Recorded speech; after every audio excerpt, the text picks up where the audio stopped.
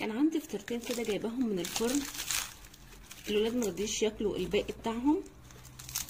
حمصتهم شويه كده في الفرن بتاع البيت لحد ما اتحمصوا كويس. حطيت عليهم معلقه زبده عشان يحسنوا الطعم. فتفتهم بقى كده في اي طاجن عندي بيدخل الفرن، فخار، بايركس، اي حاجه موجوده.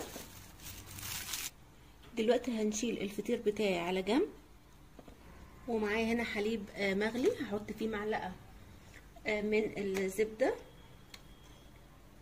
معلقه كبيره من الحليب البودر ودي اختياري،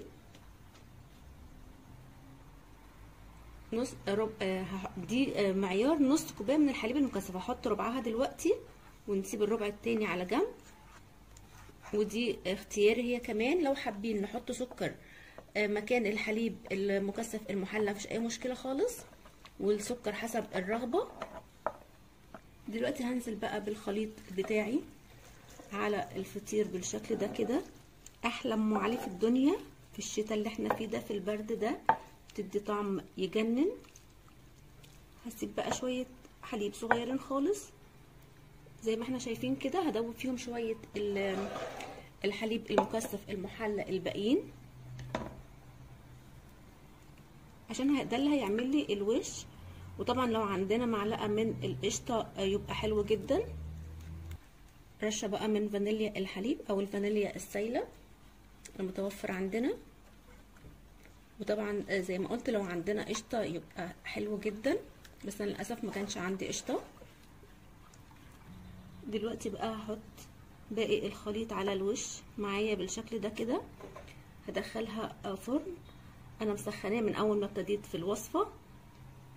هتقعد تقريبا تلت ساعه، هتكون فارت والطعم اخد من بعضه، وكمان الوش اتحمر. لو الوش ما اتحمرش هنشغل الشوايه. دلوقتي بقى شويه حليب وشويه بواقي فطير عندنا عملنا احلى حلا سخن. نسميه بقى ام علي، نسميه بودنج، نسميه زي ما احنا نسميه، مش مهم الاسم خالص، المهم الطعم.